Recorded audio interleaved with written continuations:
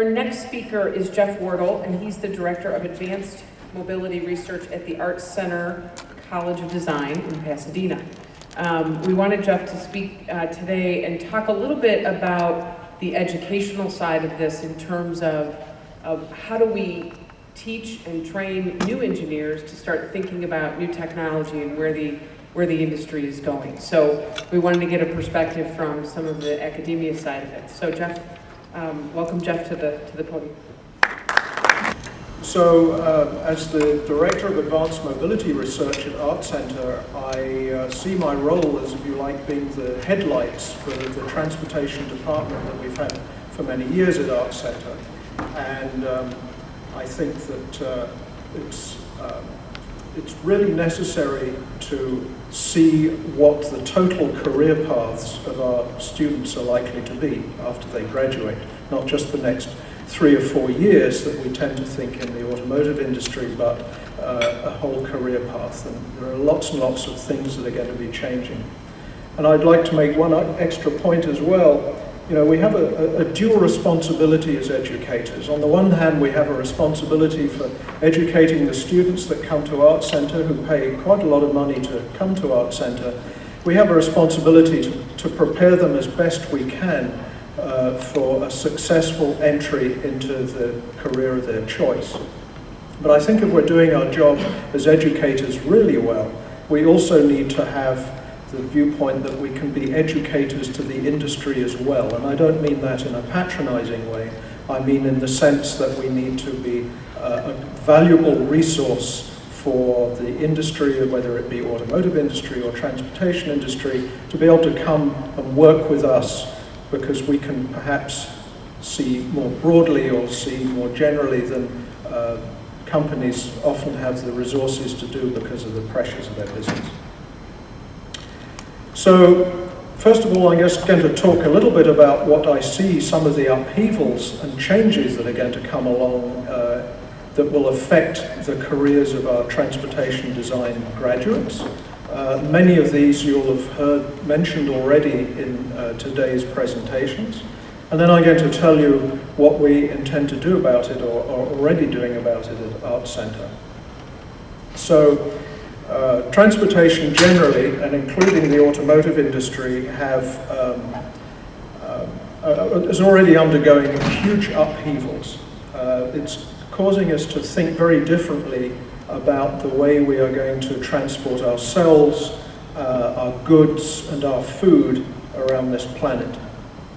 For instance, we have forces such as dramatic increases in energy costs, which I think are an inevitability, resulting from peak oil.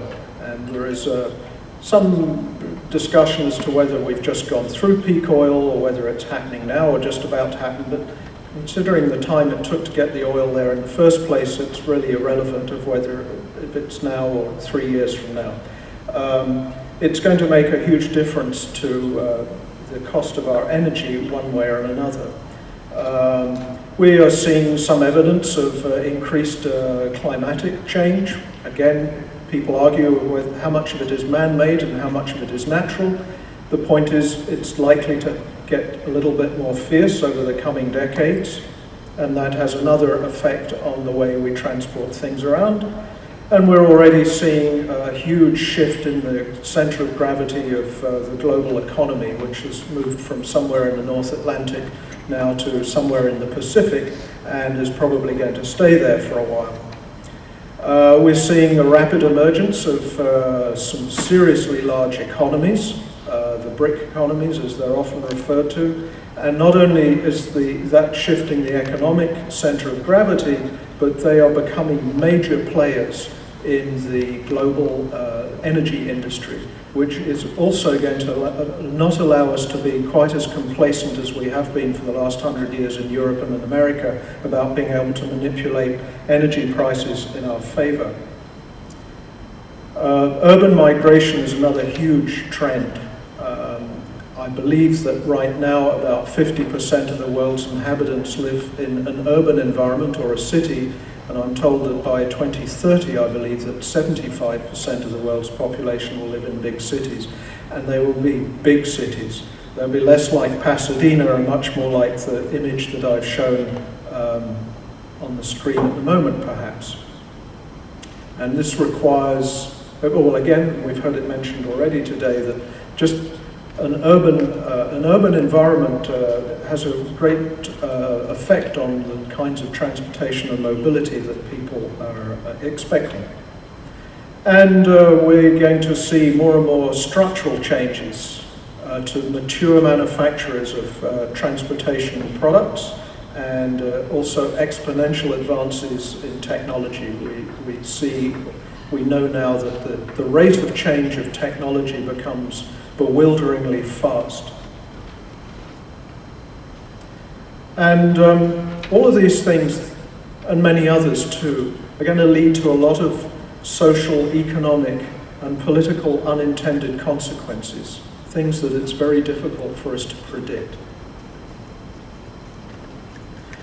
One thing that is certain, though, we are moving towards a world of much more integrated transportation systems, or at least the possibility of much more integrated transportation systems, where an emphasis is placed on seamless multimodal transportation networks. And this will be enabled a lot by what we've heard of from already vastly superior communication systems, intelligent networks, and also very important in the role of personal transportation and freight, for that matter, are new approaches that are required and being talked about in urban development as well. These systems that I've mentioned, these seamless systems, will include, for instance, sophisticated bus rapid transit systems. We've seen the MTA in Los Angeles actually making quiet but extremely impressive progress in implementing bus rapid transit, as well as light rail and subway systems.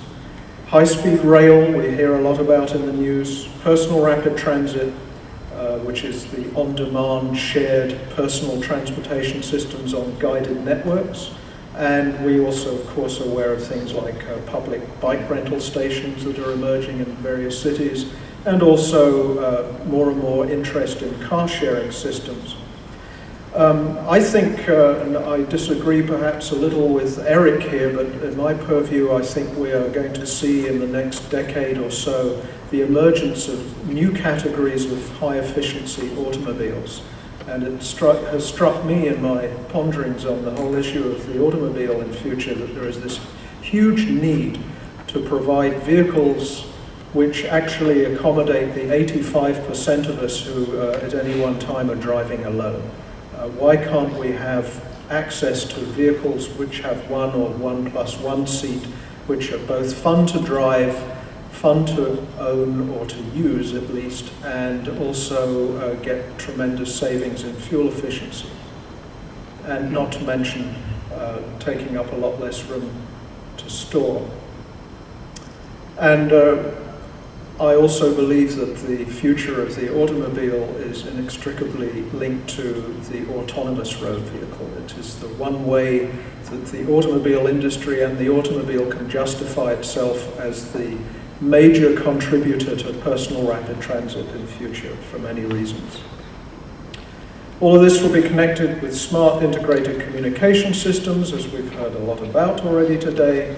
And also, because of this, there'll be huge new opportunities for designers and all the other people, for that matter, involved in product development in the broader field of transportation. And this goes beyond the automobile industry, but of course it certainly includes the automobile industry. And it's true to say that at Art Center, the auto industry has been our focus for the last 70 years. So to effect the real changes that are so badly needed across all forms of transportation, designers of transportation have to operate well beyond their traditional role of being just form givers and stylists within the vehicle industry. It will require designers to become much more vocal and authoritative at every level of conversation about the future of the car, or the future of strategic planning and the development and implementation of new approaches to transport.